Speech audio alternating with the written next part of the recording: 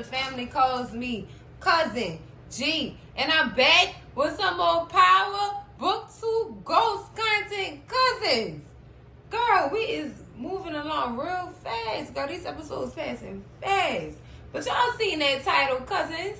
Y'all already know what Cousin G on. It's the recap and review of Power Book 2 Ghost Season 4 Episode 8. They titled this one, Higher Calling. And girl, look. Oh, it's about to go down. Let's get into it, cousins. Alright, cousins, we start this episode off with Carter talking about Felicia. Talking about how close he was with Felicia. And how her loss is going to hit the department hard. Well, they task force hard or whatever. Child. They say this girl got in a car accident and died on impact. That what y'all came up with? That what y'all really came up with? Girl, you know who really didn't believe none of that? Who really didn't believe none of that was Nico. Nico surely did confront Carter and say, you sure that's what really happened to her? Cause something don't sound right. And Carter definitely told him, you know, it may not seem like that, especially considering our line of work and what we do on a day-to-day basis. But that really happened like that. Girl, Nico knew he was lying through his teeth, girl. Nico knew he was lying. He knew he was lying. Like, boy, it's something you not telling me. It's something you not telling me. Nico really do not believe what Carter's saying about Felicia. He don't. He knows somebody ended her. She ain't just get ended by no doggone impact and no car crash. That boy is not stupid. Girl. I had to laugh because, girl, for real, girl, that what you came up with? Alright then, but so cousins, in this next scene we get Tyreek meeting up with Monet, and they just discussing how they gonna get Carter off their back. And of course, Monet is concerned about Diana because she said that Diana ain't been the same since she off that cop. Girl, it's not sitting well with her. Girl, ain't that how it start off? Your first kill leave you like that? Girl. But the most important thing in this scene is them talking about how they gonna try to get Detective Carter off their back. They bring up making a deal with Norma or whatever. And then they they come up with giving Norma to Detective Carter to keep him off their backs. But fear that if Norma found out that they were actually the people who gave her to Carter, that she would then come for them. Child, I told y'all this is going to be messy. I told y'all this is about to be messy, girl. Either way it go, they screwed. Tyreek was talking about something. Carter could charge him as an accessory to that cop murder. Well, to Felicia demise. He could be charged life in jail for being an accessory to it. And automatically after Diana getting a death penalty. Child, she ain't gonna be in jail long. If she do get caught up or Carter try to cross her on some stuff, girl, she's going straight to the chair. Or she getting that needle.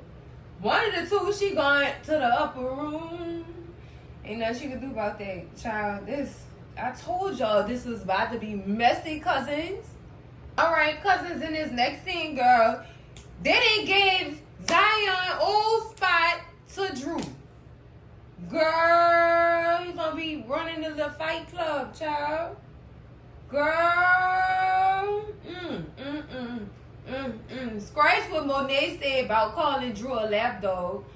Drew has just officially became the middleman. Oh, alright, Drew. Alright, Drew. I see you. He's the guy, these dudes who work in this doggone club thing or whatever this is. working this place, they have to go to him first, and then he gonna go to Carter and Nico. Girl, look at Drew coming up in the world. I see you, Drew, baby. I see you. Oh, boy. Oh, boy. I would have loved if he would have kept drawing. I didn't even think that it would even come to him becoming this. But, baby, this the power universe, girl. You never know what's going to happen. You never know what's going to happen. Basically, Drew going to be in charge of this venue itself and the revenue. And report back to Carter and Nico and the task force or whatever. Girl, this is some crazy stuff. Girl. So in this next scene, cousins, Brayden is definitely trying to talk Tariq out of doing what he and Monet plan on doing when it comes to Detective Carter. He's warning him and let him know, do you know these not the people for you to be filing with? Task force is a gang with badges. Goons with badges, child. And Brayden is like, he giving he's scared, child. He's giving I'm scared. Lord have mercy, girl. He really trying to warn Tariq. And Tariq not taking heed. Tariq have tunnel vision at this point. All he see is take him out. Because he trying to take me out. Or take me to jail. Y'all know what I mean. But no, Brayden is not agreeing with him. Like, do you realize how much trouble you could get in if any of this fall through? But I don't think Brayden understand what they really got themselves into. Like, what they really knee deep in. And what they have to do to take care of this issue they have with him. Child, I told y'all somebody needs to take Carter down.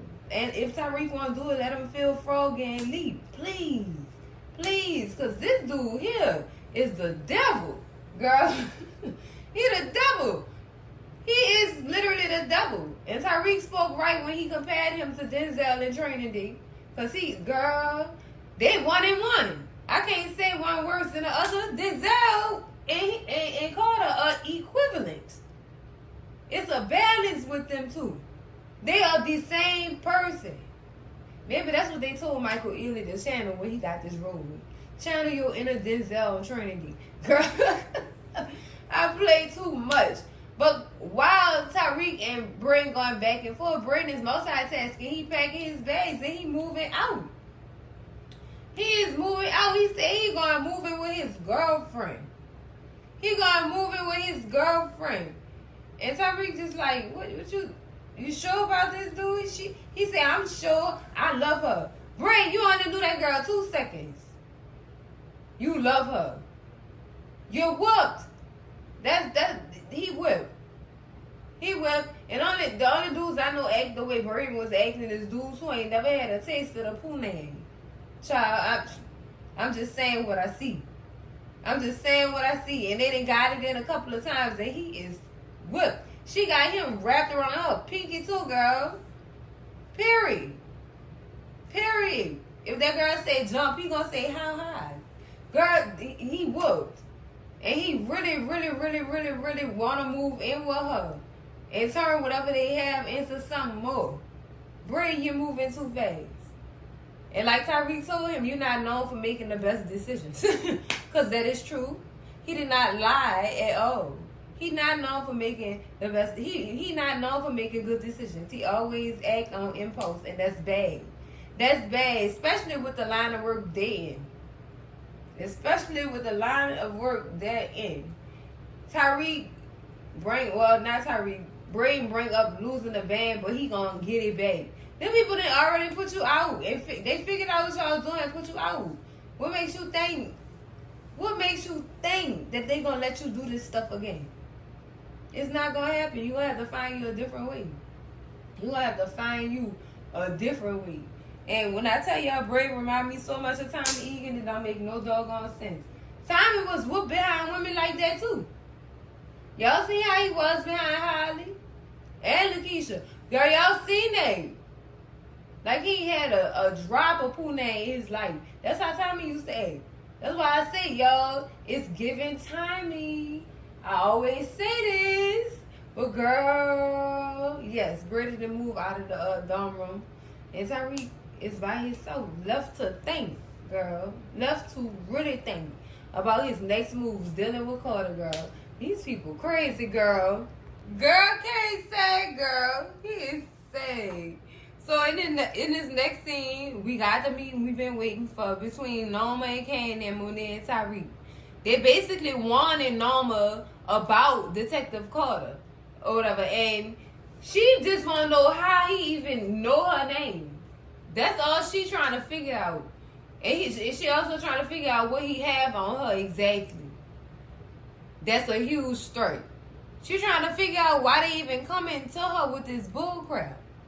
They just coming to let you know, Norma, girl, you on his radar. And he watching you. He watching you. And even when you think he not watching you, he watching you, girl. That's all they trying to do. Is put you on notice that you are being noticed, girl. Lord, girl.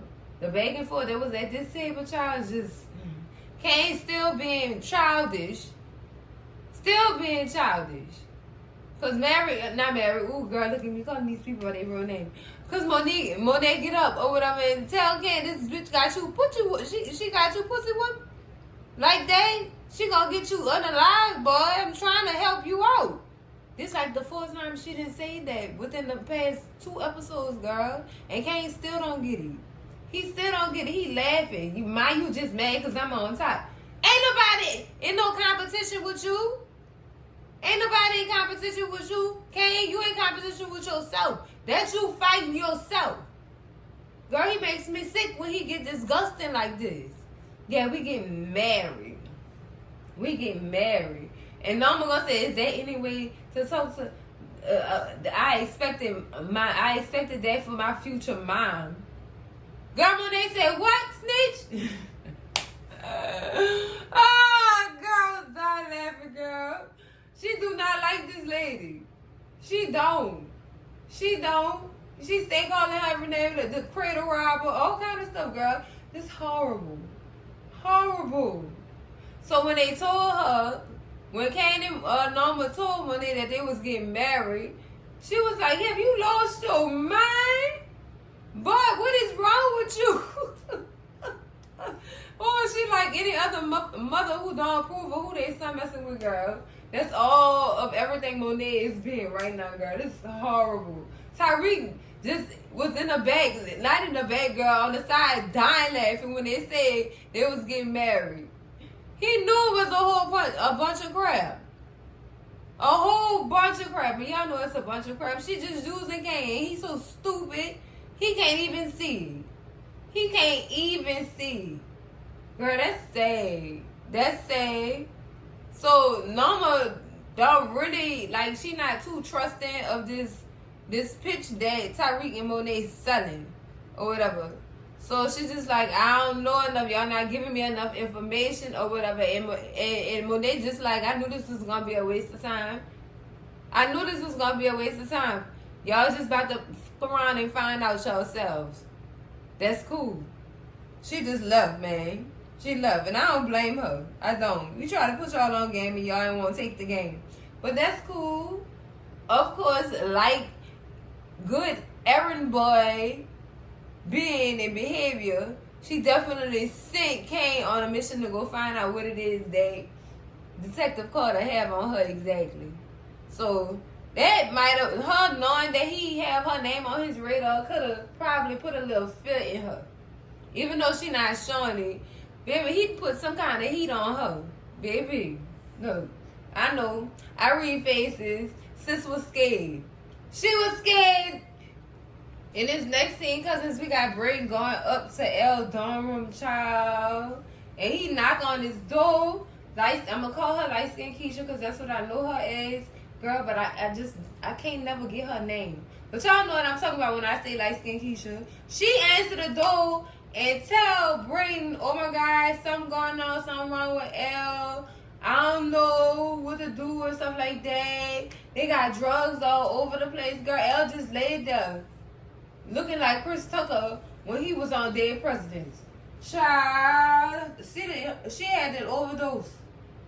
She overdosed on something. And like Keisha's just like, I ain't know what to do. I ain't gonna call the police. Look all these drugs laying around here. And Brayden like, so what? So what? He in a rage. Like, call the ambulance.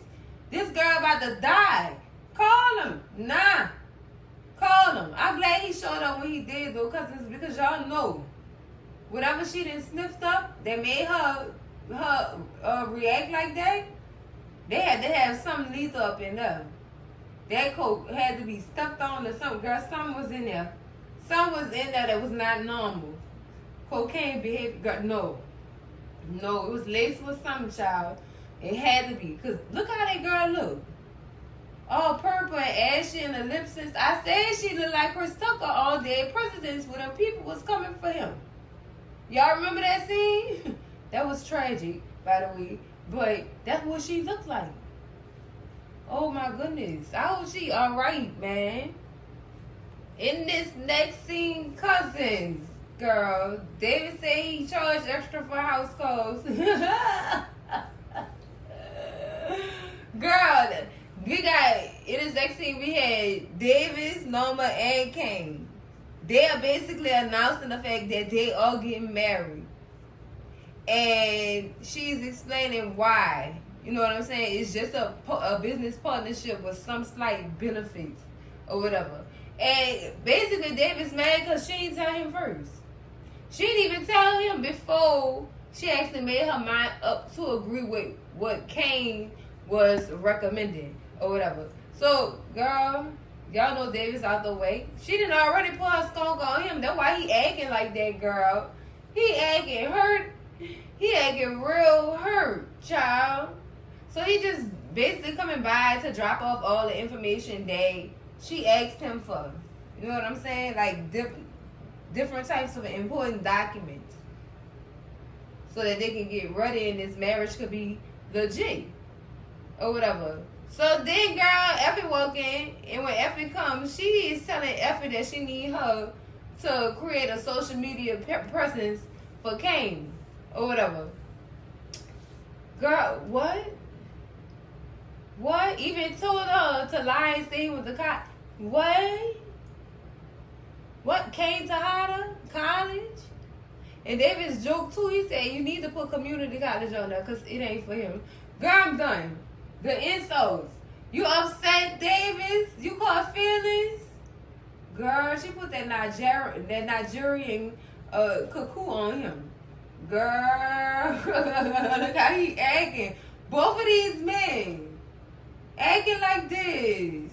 Like just going word for word over this woman who playing both of them at the same time for her own power game. Oh, they so stupid. They so stupid. And so Effie said she gonna try her best to work her magic or whatever, but I'm not nobody wizard. I can only do so much.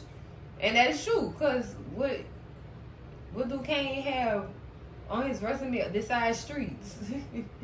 Trying to see something right quick because, girl, I would be confused too. I ain't mad at Effie. I would be confused too. What you want me to put on this piece of paper, girl? Because, I don't know. Effie, girl, go get that template off Canva. He don't have nothing for you to put on the stuff, girl. That's horrible. Horrible. And y'all, Effie walks out to leave, and it's funny how Kane run behind her. And she tell him, don't worry about none of that. I understand it's just business. You don't have to say nothing. Say less. Do that for me. Say less. Basically. And she did right by telling him that. But I had to cut the whole situation off because, girl, you keep having yourself in this situation like this, you're going to keep getting your feelings hurt. Over and over and over again. This the third time? Probably the fourth one. Because he been doing this. Been. And tried to play defense. No, Kane. Game over. Please and thank you. Because no. No. Girl, that's sad. That is so sad. Do I feel sorry for Effie? No, I don't. Because I feel like, sis, you had a decision to make. You knew what he was into. You knew what he was doing with this woman, but yet you still felt the need to be vulnerable with him. and get close to that's where you made a mistake, eh? That's where you fouled up, Effie girl. That's just tragic, girl. So when Effie walked out, after Effie and Kane walked out, Davis and Norma had their little personal conversation, and Davis basically telling her, "How you gonna do this to me? How you gonna do this without telling me? You gotta have me for a partner." And Norma read him like the Book of Revelations. You just want me to come in as a client so I can save your little practice. And it's not about to happen. You're not about to use me as no goddamn scapegoat to get back on top. But I'm about to use you, though. She said I'm a one-woman party. Period, Nova. Period. Girl, she is hurting these dudes left and right. Real pimp shit, like. Real pimp shit, Nova. Oh, cousins, in this next scene, cousins. Davis then went his ass back to Tyreek and Monet to go spill the tea and give them the news they could use on what it is that Norma is really up to. But also to get information. And, you know, on Tyreek and Monet part, they want information that Davis know about Norma, being that she is his client. Now, we know about client and attorney privilege and stuff like that and how they're not supposed to really say nothing. But we need that tea, Davis. What's she up to? Why they really get married? Why? And David's just like, why? What's up with all the whys? They say they want to know. Because they trying to get leverage on Norma so they could give it to Carter. And Carter could go speed her way. And then Norma could eventually end up taking him out. Thus, their problem is solved. But it's not that simple. It's not that simple. Boy, y'all know it's not. Oh, my goodness. Y'all know how Norma get down. Y'all know how she get down. Y'all know she gonna figure it out. Easy. One way or the other, she gonna figure it out. And she gonna get somebody to get the answers that she needs to her questions, girl. Because, girl, whew. Y'all dealing with a pit bull when y'all talk about Norma. That's a pit bull right there. I don't know about that one, cousins. But Davis definitely gave them the information that they needed or whatever, and also told them why Norma is really marrying Kane. It is definitely about business. It's definitely about no love, because ain't no love in here, girl. There ain't no love involved, girl, at all. It's about her aircraft global company that she using to wash her drug money, girl. That's what it's about. And with her getting married to Kane, that automatically make her a U.S. citizen. She an automatic naturalized citizen. And a prenup is going to protect her assets. Girl, this is some crazy stuff. And Davis also tells them that she gonna have another interview with somebody from the government. Somebody dirty from the government. Named Sterling Reynolds. Child. Girl, they say, how about you give that to Carter and he'll know exactly what to do with it. Girl, this is a dirty game they playing, cousin. They playing dirty. Girl. I don't know, cousins. I don't know. I don't know. Girl, thank you, Drew. Thank you. Thank you. Girl, in this next scene, baby, Drew had some words for Kane, girl. They in the fight club or whatever, and Drew having a drink when Kane woke up in there talking about something. Hey, brother, nice to see you. I'll never see you in here. Or this, that, and other. Or whatever. Cut the bull stuff. Why you really there, Kane? Why? Oh my goodness. I guess he got in his ass about working with a crooked cop. And then Drew started firing back. How you gonna marry this woman? She marrying the help, and she using you. She using you. You her errand boy. She using you, and when she done with you, she gonna throw you away. Plain and simple. And what got me in this scene is Kane always thinks somebody in competition with him. And it's not no competition. This is just the game. You are in competition with yourself. You fighting yourself. Them people not that much concerned about you.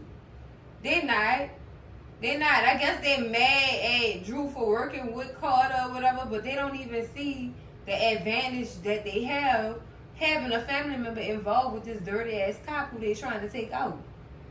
But we don't know how close Drew is to Carter to even give his information away like that. We don't know. We don't know if Drew playing the game raw or he really is ass kissing this man. We don't know. We don't. But at this point, it seems like Drew got it all figured out, baby. He got it all figured out. Meanwhile, Kane about to marry his boss. That's what Kane about to go do. And this is some crazy stuff. Crazy. Child. I just had to take a deep breath because cousins, this truthfully is crazy, for real. So cousins, in this next scene, girl, we got Anya talking to her mama, girl. Checking her. So you just about to get married to somebody you barely even... Girl, you barely even know. Turn out I had to do her little research on Kane to see who he was. Literally. Brought up his charges for theft, car theft, and burglary. Girl, look. It was more than that, Anya, baby. That's just the tip of the iceberg, girl. He didn't do much more than that. But she checking her mama like, you gonna marry dude you barely even know him. Hell, I don't even know him. So she basically just checking her mama. Like, girl, how could you? Like, I just like, how you just gonna marry this dude? And you tell me to stay away from Tyrese St. Patrick, whose dad was a drug kingpin. And you about to marry one. Girl, horrible. Just horrible. I mean, checking her. Checking her, girl. So then Norma tried to flip the script and talk about her daddy or whatever and what he was really involved in. Talking about that's how your father got killed. He was trafficking drugs. Norma, girl, let me tell you something. Why is you halfway telling truths, Norma? You was involved in that stuff too, because you're still doing it. She wanted to blame it all on her unalived husband, whom she had something to do with that too. Yes, indeed, she the one off them. Am I wrong or am I right? So you're not telling your daughter the whole truth. About this is why I had to move back to the States because people were after me. No, people was after you because they found out you unalived that man. Stop lying to your daughter, girl. It's the last thing you want to do. You don't want her to grow up trying to heal from you. Girl, that's horrible. Horrible. So I guess when she told Anya about what really happened to her daddy and who her daddy really was, it kind of put the girl in the trance and she started crying or whatever. And I guess she tried to Norma tried to soothe the moment by letting her know, well, I'm here. I'm here for you. I'm always going to be here for you, this, that, and the other. But Norma, girl, you telling half truths. Why people can't never tell whole truths on these TV shows, girl? I guess just be leaving little cliffhangers out. I guess. But girl, she wrong for what she did. She manipulated her daughter. She really did manipulate that girl. Horrible. Norma knows she wrong, girl. She knows she wrong for that. So cousins, in this next scene, we got Brayden in the hospital room with Elle. And the doctor walks in and Brayden is asking questions that need to be answered. Like, is she going to make it? Is she going to be all right? And the doctor tell her, luckily, she is probably going to be all right. There's a chance for survival. Because if nobody would have been in that room with her, she probably would have been gone. And on her way to the upper room, but somebody was there to call the police or whatever. And so he also going to say she's going to be all right. And any other people who took what she took, it's probably not going to be all right. They should probably try to come in and get some help or not use that drug at all. Girl, turns out this girl is using coke laced with fentanyl. Girl, laced with fentanyl. That's why this girl passed out like that. looking like Chris Tucker of Dead Presidents, girl. That's why. Wow. Just wow. And he tell Brayden, don't take them drugs she was taking. It's not safe for you. So, after the doctor leaves, Brayden ends up going in the drawer to get Elle's phone to try to find out who it was that sold her them drugs. Because I'm thinking Brayden wants some type of revenge, girl. He wants some type of revenge, and he wants this person to pay. But he starts texting the dealer as if he was Elle or whatever, trying to meet up with him to see what's going on, what's really good. So then Tyreek walks in and tells Brayden, he asks him what's going on. Like, he don't know what's going on. And Brayden tell him what happened or whatever. And he said, don't worry about it, she gonna pull through. You gonna be alright. That's a friend. What about your friends? Girl, that's a friend. I like that for them. I really love that for them. That's what's up. Tyreek always there for Brayden, for real. Oh, girl, I'm getting emotional, girl. But I wonder what he gonna do to that drug dealer once he respond or link up with him, girl. Now that girl. Ooh, girl. Ooh, I'm scared for him. Child, and this next thing, girl, we got Monet still telling Kane he falling up. And he not listening. He not listening. All he see this is as a competition. He is a big time competitor against whoever. Like, it seems like he don't care. And she's steady trying to get her son to realize that this lady is using you. She's using you for her own come up. For her own, she using you. She definitely using you. Yeah, you just mad because I'm about to be the one on top or whatever. No, Kane. She trying to protect her seed. Like we've been telling you for the longest. She been telling you this for the longest, and he still ain't grabbing hold to it. He's still not grabbing hold to it. He even say, he go as far as to say, you think I don't know it was you that broke in on my warehouse? And she tried to deny it, but girl, you know you broke in that lady warehouse. You know you broke in that lady warehouse. She's still trying to deny it. She's still trying to. Can't tell her you trying to throw me and Drew in this bull stuff. Well, Carter, you gonna get us both taken out, so you need to chill out. Go buy you one of them mother of the groom dresses, and then stand behind me and smile. That's all I'm asking you to do. That's it. Because it may not be love that we marrying for, but it's business. And I need you to stand by me through this anyway. Girl, I don't even think he cares if his mama there or not. So then, girl, I come up on the elevator. And Monet, instantly assumed that she wanted Kane's side chicks. That's his stepdaughter, Grandma. Girl, I gotta be stopped. Oh, that's his stepdaughter coming pay him a visit. She's trying to separate sugar from shit at this point. Y'all know how I am coming. And baby, you better answer every question. Because she gonna have them. Girl. In this next scene, cousins, it's like a little short clip of Diana watching Felicia's son coming out of school. And I guess she feeling some type of remorse for taking his mama from him or whatever. But Diana, baby, this is a part of the game. She took your baby from you, and you took her away from her baby. Not the other way around. Because I think that would have really hurt. Either way, some hurt involved in this situation.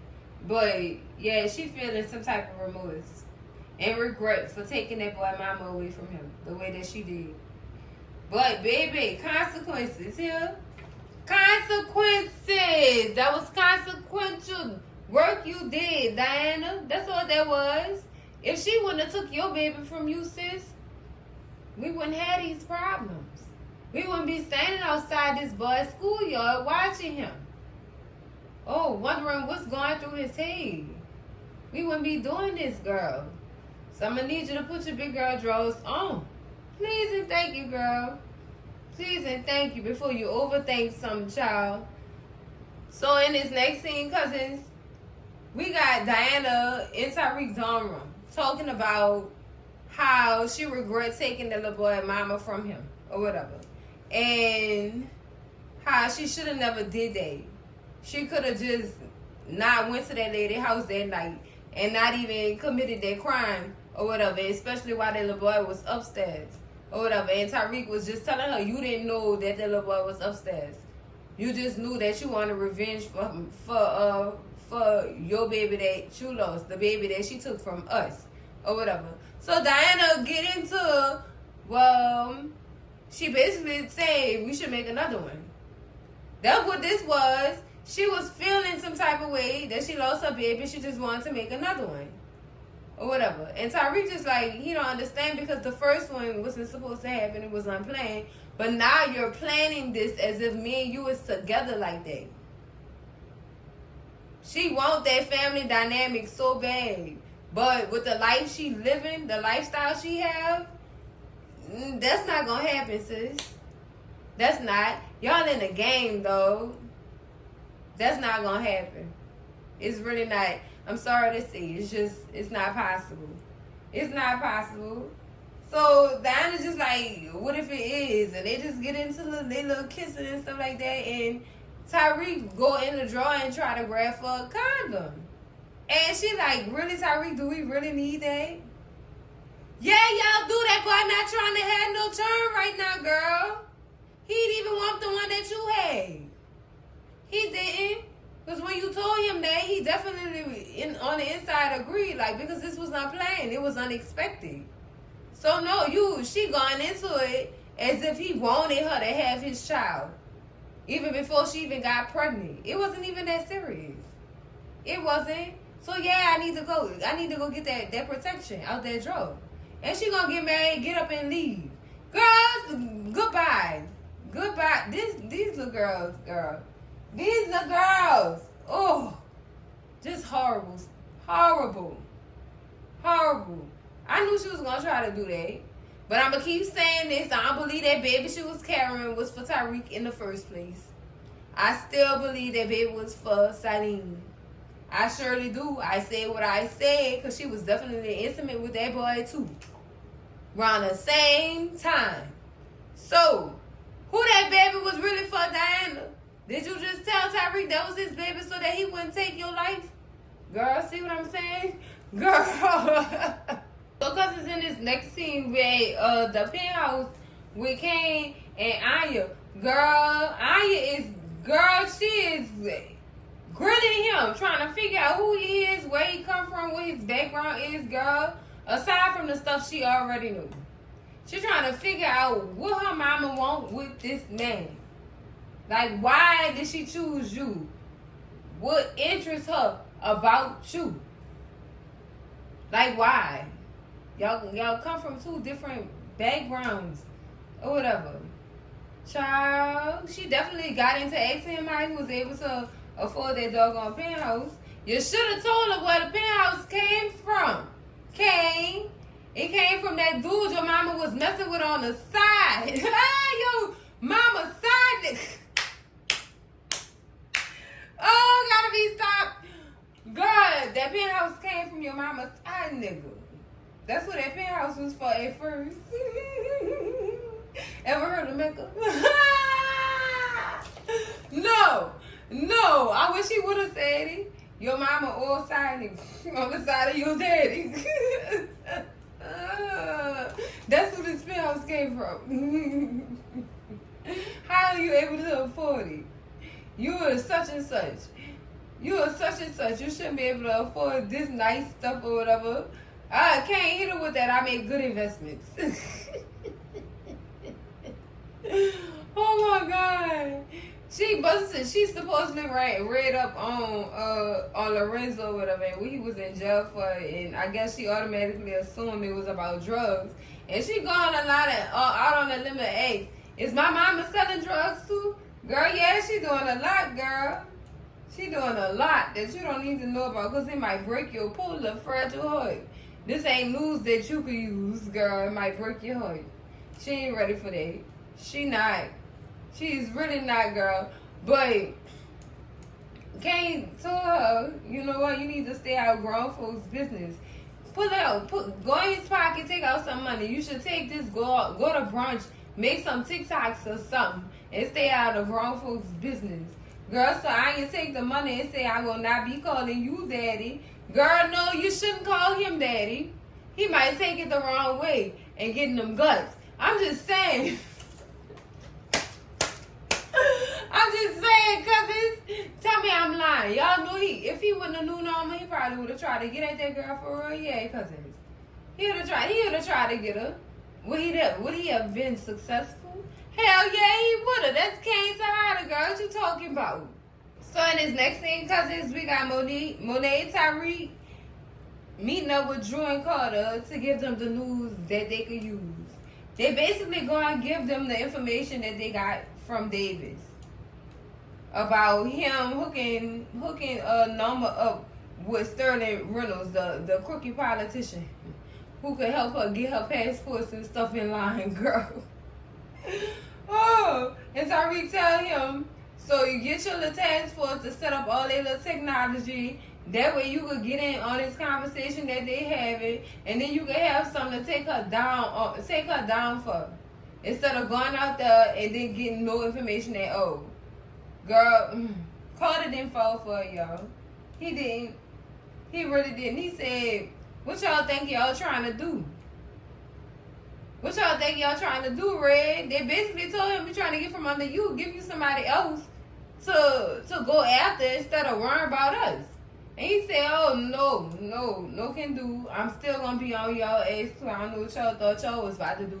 So y'all really got to take him out for real, because he's not going to leave y'all alone.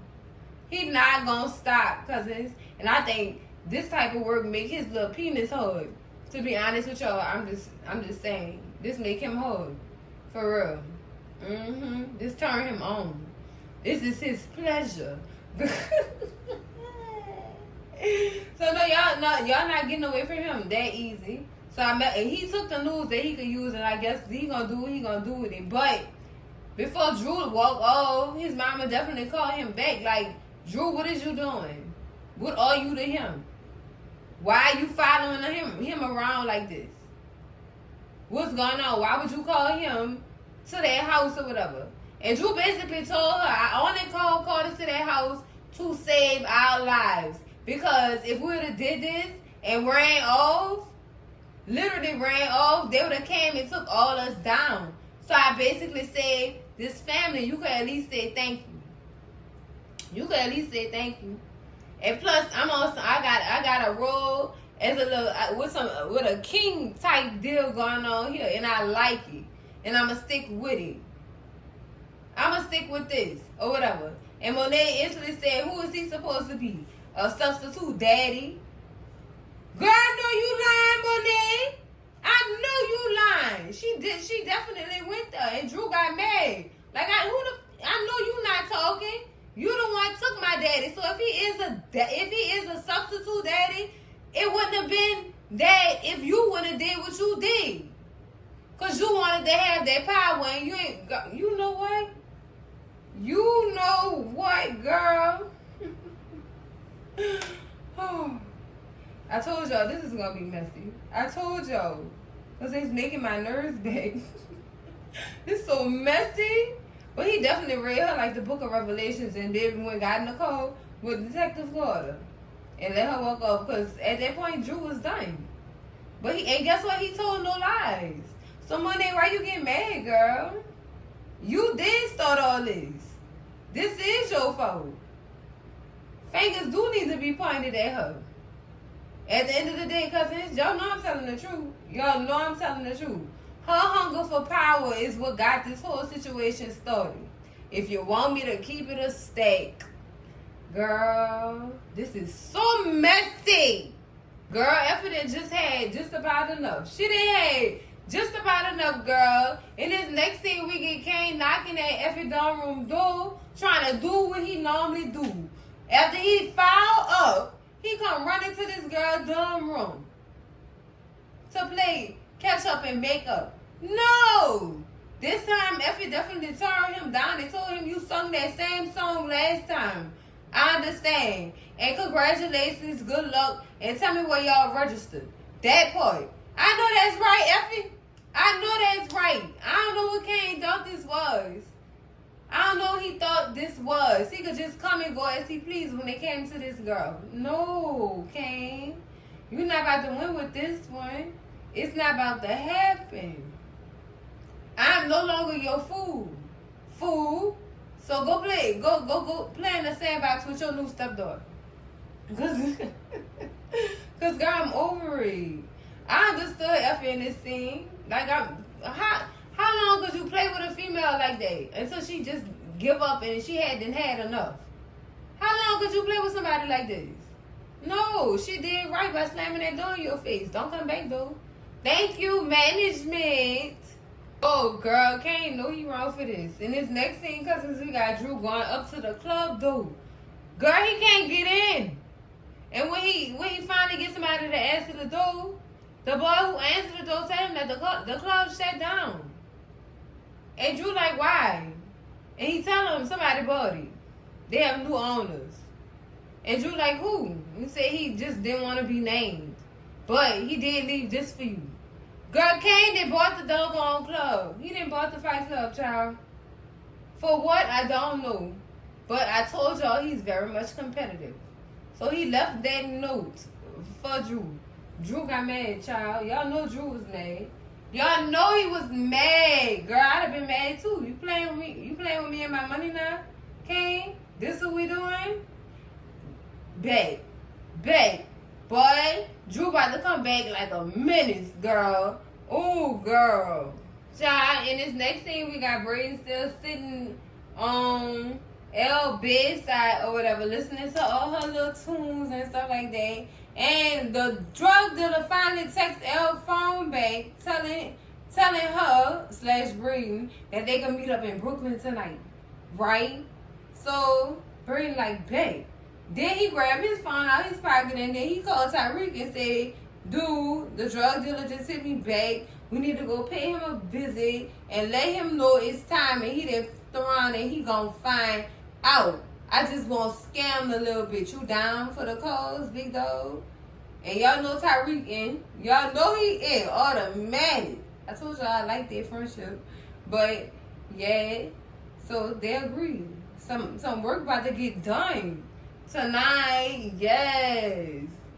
In his next scene, cousin Drew done broke in Kane's house, girl. Drew. I told y'all he was coming back like a big dog, broke in his house, got him some information that he could use, baby. He was searching, but he finally turned on that laptop and looked at them doggone messages and noticed that there was a shipment coming in tonight. I guess this is going to be some news that Detective Carter could use, baby, because y'all remember we trying to find something to take. Anything to take Mama down. Anything. Small, medium, or big. We need something. Something of a mustard seed size at this point to take this woman down. Or to even have an excuse to have something against her. Not against her, but on her. Girl, y'all know how these dirty cops play. If they ain't got nothing on you, they gonna leave you alone. But if they got something on you, they gonna come to you full throttle with their hands out like a gross sister, girl. Yes, indeed. I'm telling y'all. So, child. Girl, they gonna be at work. Oh, Lord, girl. A good old Drew and Kane fight. Again, girl. Again. Girl. Now, was Drew right? Yeah, he was. That's revenge right there. That's their best catch, babe. Let me go ahead and get in on your little gun deal. Let me go ahead and get in on your little gun shipment real quick. Oh, girl, this is horrible.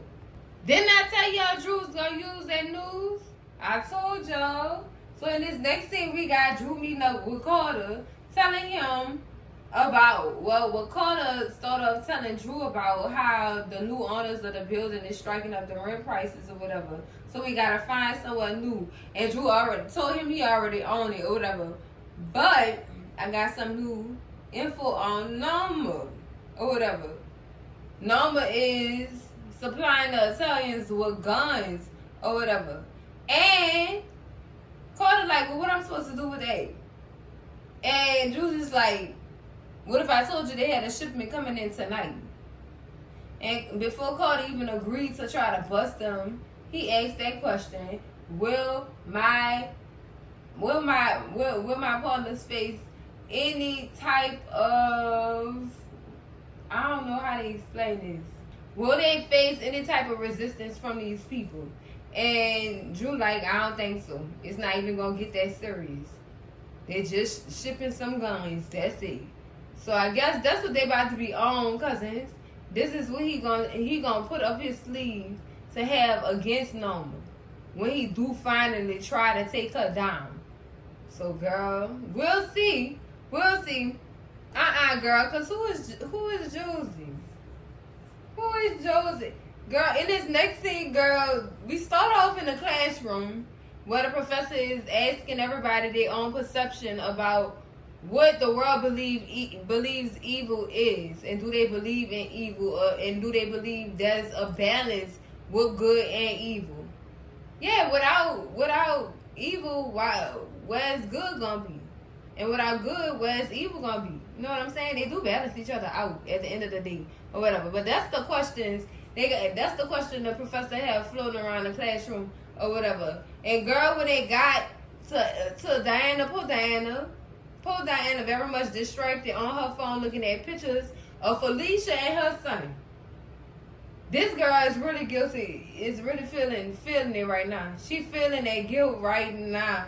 Sis, it's done. You already did that. You got to go ahead and move on with your life. If it make you feel any better, girl, go donate to a charity or something, girl. Because other than that, it's just going to sit right there in your brain as long as you let it.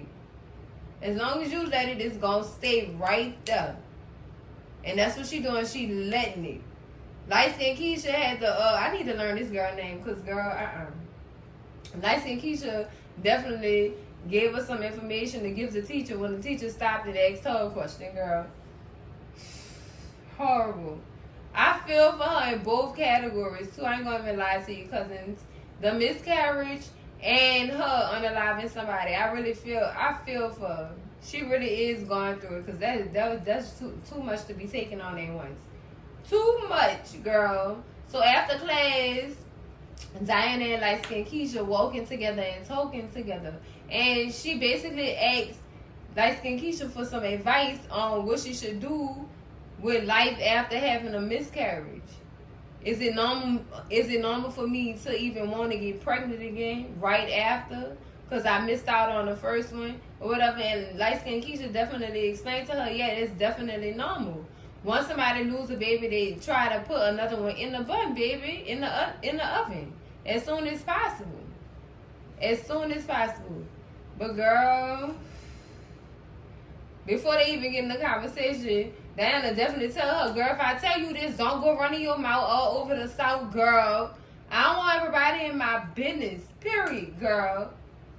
Period. Because y'all know when she had first told that girl she was pregnant, she went sprayed around the whole school, girl, with no problem. She didn't have a problem with spraying that girl business. Girl, horrible. Horrible. She give her some good advice. She said, after Diana tell her about how she tried to get pregnant again by Tyreek or whatever, and she just felt some type of way. Am I wrong for feeling like this? And light-skinned Keisha told her, no, that's very much normal. But what you need to be focused on is a life without none of this drama. Focus on what you want to do. You know what I'm saying? What makes you happy. So you can live a whole and full life, girl. Stop worrying about what you lost. Worry about what you have at the end of the day. So while they in mid-conversation, girl, Effie is walking past them real fast, like, and she's walking down the campus stairs, and she get a text message from Kane. Somebody, you still hate me? Boy, stop wasting my unlimited text messages. Please. Go text Norma, your wife-to-be. Get off my line, please. So while she walking, girl, we are introduced to Effie's mama, girl. So it look like all our little theories wrong about Effie being the seed of that girl from Raising Canaan and Canaan. The girl who was in the little singing group with Jukebox. I forgot her name. Is it Carisha or something like that? I don't know. But her, or whatever, her and Candace supposedly, that's supposed to be their child. No, that theory was wrong, cousins. That was a very much interesting theory. That would have made some money. That would have made some money if that turned out to be their little seed, girl. But we meet Effie Mama. Effie Mama is this lady from The Sopranos, girl. I don't know her name, but I seen her on commercials on HBO, girl. Yeah, that's that lady from The Sopranos. But we also learned that Effie's real name is not Effie. It's Josefina. Or Josie for short. Girl, you been lying to us. Why you don't want nobody to know your name, Josie? That's a pretty name. Why you don't want nobody to know that's your name, girl? Why, Effie? Why? So her mama basically coming to the campus to share her little news that she think her daughter is very much interested in. Turns out her husband left her to be with one of them little girls at the little car dealership he work at. And she don't have no money. She don't got nothing. She is struggling right now. She coming to the campus to ask her daughter for some money. And Effie's like, I know you lying, girl. I know you lying. So you coming to me to tell me that the man who molested me left you. Oh, whoop-de-doo. You want me to feel sad for you? No, I don't feel sad for you. And don't expect me to. Don't expect me to. What you did when that girl told you that man put his hands on her like that? Probably nothing, because look how she reacted to you and look how she treating you. She definitely told her, no. And baby, if you was on fire in the middle of the street, I wouldn't piss or spit on you. Remind me of something I said on a TV show one time. Girl, I don't even want to get into that, girl. Just know one thing, Judge Judy. That's all I'm going to say, because that's it. That's it. But told her mama, girl, I would not piss or spit on you if you was on fire in the middle of the street. So fuck you, Mom. I felt that. Josefina. Girl, I felt that. And Effie walked off. She walked off, girl. Like, I'm good. But as she walking off, her mama definitely turn around and call her a bitch with brains. But baby, I mean, at least you know. They gonna say something. How you gonna learn to love nobody? Ain't nobody gonna ever love you. Yeah, way to go. We see that. Mom, you don't love me. You love what I can do for you. Thank you. Get on somewhere, woman. Get on somewhere, girl. Now, I understand you, Effie. I understand why you feel the way you feel about your mama, girl. Whew. Girl, I'm starting to love Tyreek Brains more and more every day. In this next scene, him and Monet are talking about what's really going on now and what they need to do next. They basically saying that they gonna give Norma the leverage that she need on what Carter have on her and let her know how Carter is trying to set her up on some stuff or whatever. And then she won't have no choice but to try to retaliate against him. Girl, that's how y'all do it. Long as y'all know he gotta get taken out either way. Long as y'all know and have common knowledge about that, he needs to be taken down ASAP. Either under the jail or in 6 feet under, one of the two. He under something, girl. Cause, girl, he a different type of somebody. He is different, girl. Denzel from Trinity. Girl, Tyreek was right when he compared him to Denzel. That's all I'm gonna say, cousins. In this next scene, cousins, we got Carter and his task force making a bust at the gun shipment, baby.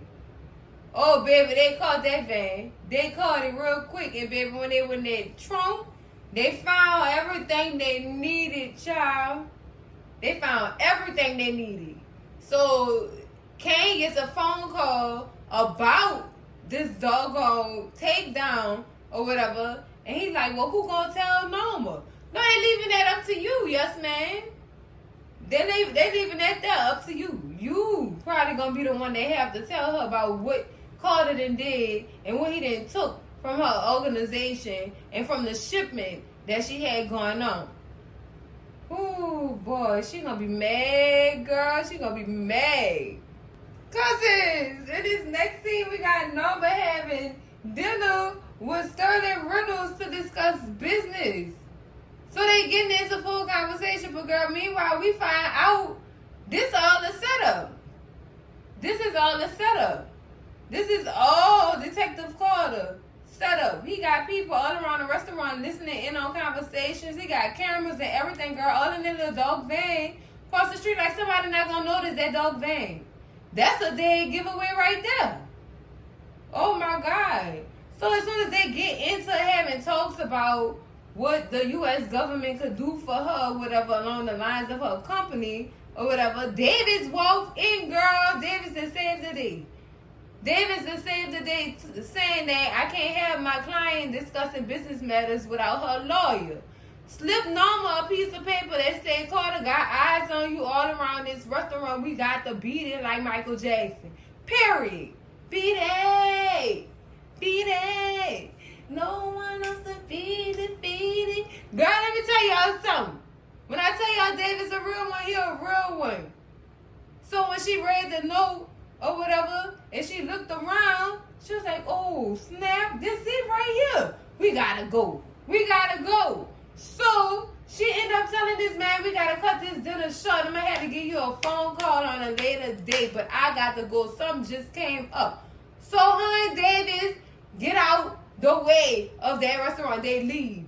They leave as they should. Shout out to Davis for saving the day. Shout out to Davis, girl. He a real one. I see you, Cliff. So y'all, in the next scene, we get Norma and Davis in the car. This after they left the restaurant, girl. Sis was like, I can't believe I was a hell away from getting taken down. For real. How did you know, Davis? Davis said, I got a word from the bird on the streets that he was watching you. He was watching you, and it was a setup. It was a setup. Lord. And he said, this must be the Carter that Tyreek and Monet tried to warn me about. Yeah, that's him, girl. In the flesh, girl. It's him. That's him right there, girl. That's him. So Davis definitely say it's run when that Tyreek or Monet are correct about what the hell they speaking on. But they just really saved you. And she's just like, I can't believe this. This could have really ruined my life. Like, man. So Davis like, well, what you gonna do next? And she said, what you think I'm gonna do next? I gotta take him out. Oh my God, the plan worked. The plan worked. Norma just might be our girl that handle business when it comes to this dog-owned Carter girl. She just might be the one to take him out, girl. We need you. I hope she's successful at this job, girl, because, girl, girl. So, in this next scene, cousins, we get Brayden and Tyreek walking. I guess they in Brooklyn right now, because remember, they're supposed to go to this man's house who gave Elle them drugs, girl. And Tyreek get a text message from Davis telling him that Norma is activated. That means she in. And she gonna do what needs to be done when it comes to Carter. Girl, yes. So basically Brayden and Tyreek is gonna pay the dude a visit who sold the laced drugs to Elle or whatever and scam a little bit. But they end up not scaring him a little bit. They scared him a lot of bit, girl, and then took his life. Now he in the upper room, child. I mean, forced him to sniff on that doggone sugar like it was nobody's business. Sniff it. At first, that was all Bray was gonna make him do or whatever. But he ended up taking it a little bit too far. Because, baby, before they even got to the man's house, Brayden had been doing him a little sugar line too. Girl, I told y'all, Tommy Egan is written all over Brayden, baby. I'm telling y'all. Because he was acting just like Tommy in his scene, cousins. Forcing the man to sniff the sugar more than once. Drug him back. Made him sniff it again until he was on the floor choking. Then proceeded to put two metal pieces in his head, girl. Look. Tyreek, like, what is you doing? He pissed off at this point. And he acting just like Ghost with A. If Tommy did some stupid stuff in front of him like that. Girl, when I tell you they the baby Tommy and Ghost, I keep telling you, I keep saying this. In this scene, it was everything, every bit of Tommy and Ghost antics, girl. I'm telling y'all, that's what it was giving. That's exactly what it was giving. So after Brayden did what he had did, they white Prince and then they got off the doggone. What they went out through the side window down the fire escape, girl, and then they was out of there. Girl, that is some crazy mess. When I tell y'all, Ghost and Tommy was in them churned bodies, girl, it was giving Ghost and Tommy. That's what it was giving, cousins. Girl, in this next scene, we got Kane and Norma meeting up with Nico. Not girl.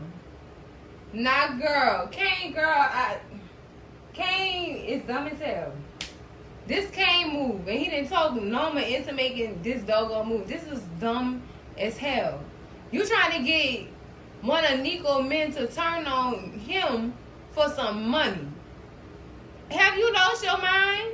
What y'all think they in this line of task force business for? To take your money. And that's exactly what Nico did. He took that money. And said, you gotta pay me for my time. Well, where my money at for my time? Or whatever. And then he didn't even say nothing after they asked him what he turned on Carter. He didn't, he just took their money and didn't say nothing else. Like, Kane, stupid.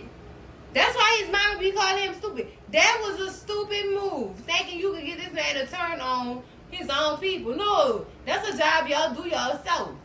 Because I'm guessing that they were going to try to get Nico to turn on Carter and ultimately take him out for them.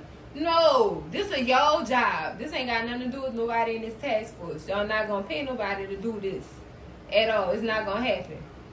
Girl, this is horrible. And he bucking her head up. Yeah, this is what we going to do. I think this is a good idea. You think it's a good idea? Y'all just got robbed. What you gonna do if he go back to Carter and tell Carter that y'all met up with him to make him change up and switch up on his day one? But dumb, stupid Kane. That's what I said. Stupid Kane. I'm gonna keep saying he's stupid. Just like his mama says, stupid. Think he know what he doing. No, that wasn't it, Kane. I keep calling him Kane, but that wasn't it, Kane. That wasn't it. It's not gonna work. It's not. Now this lady is out of $500,000 messing around with you. Sad. Girl. Cousins, in this next scene, girl, we got Brayden coming to see Elle because he got word from the hospital that she was up and about and moving around and stuff. And talking and stuff. So he bring her a big old thing of flowers, you know, that was so sweet.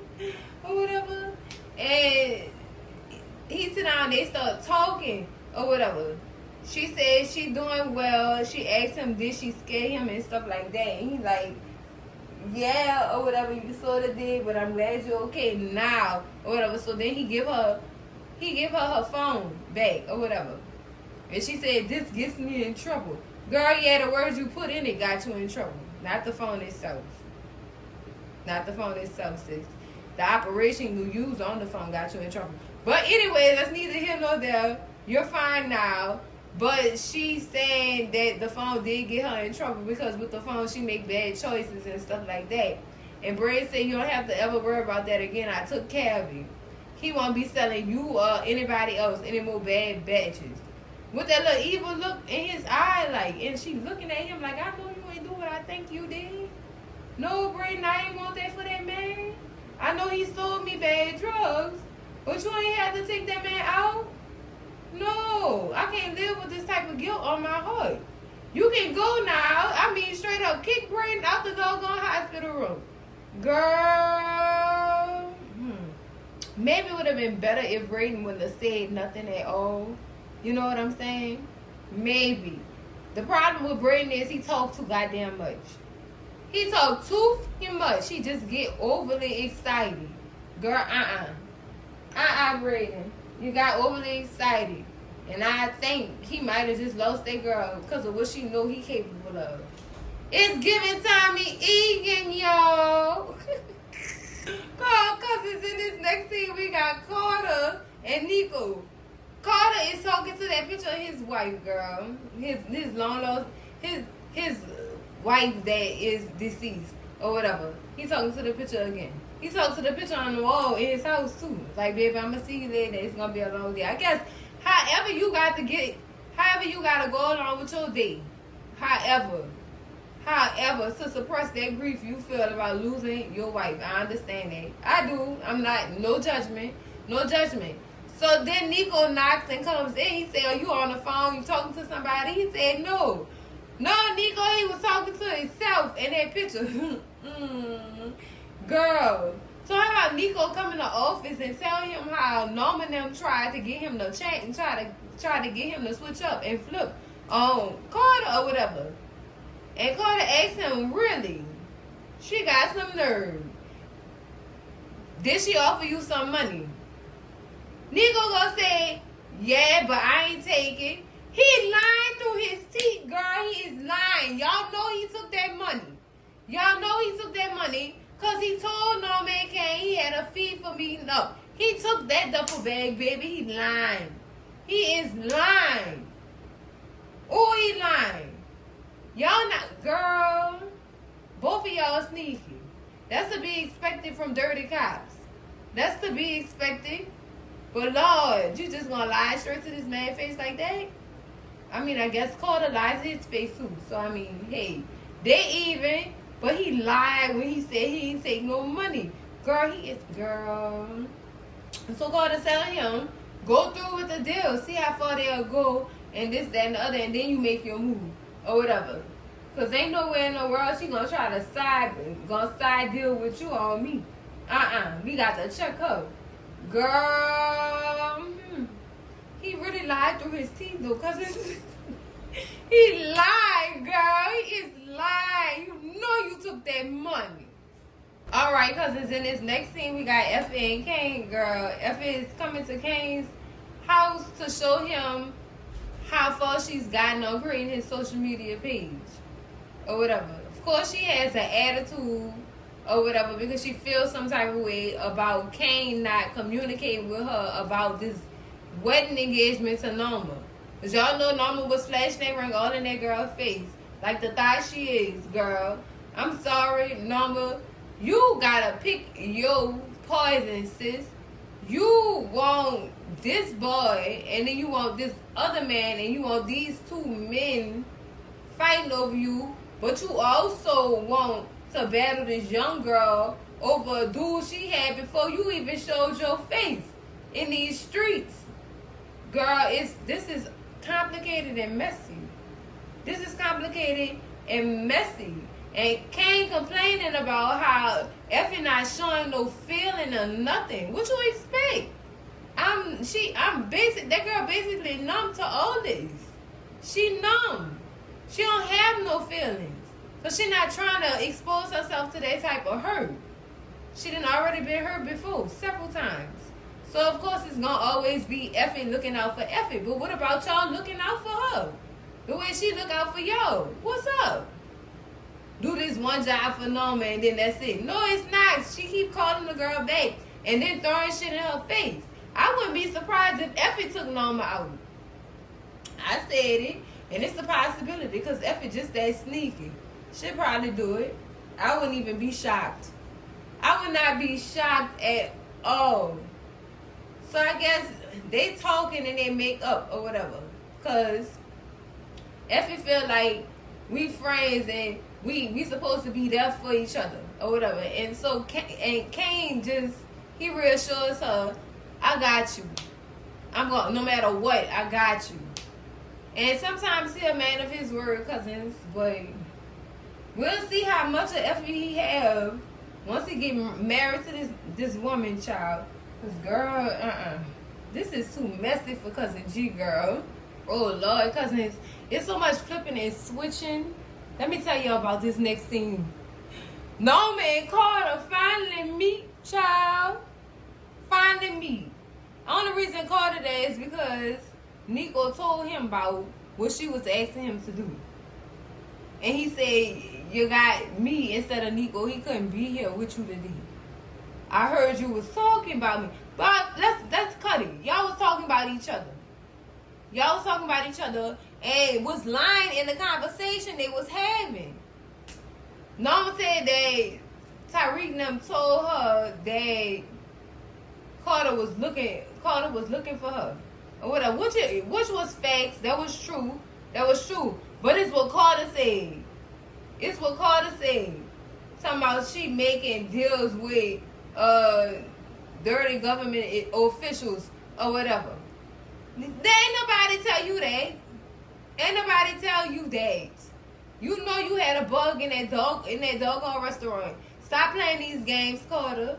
Trying to make it seem like Tyreek and them told him about the meeting she had with the government person. No, lies and garbage truck juice. He ain't tell you nothing like that. So now you trying to twist it on them. They each trying to get one another to kill off somebody. Cause Norma did say, how about we eliminate the middleman and how about me and you work together?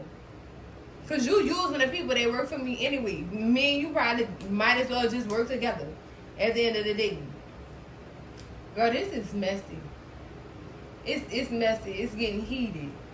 And honestly, I'ma say Davis, Monet, and Tyreek, and Drew, cause there's something about middlemen here.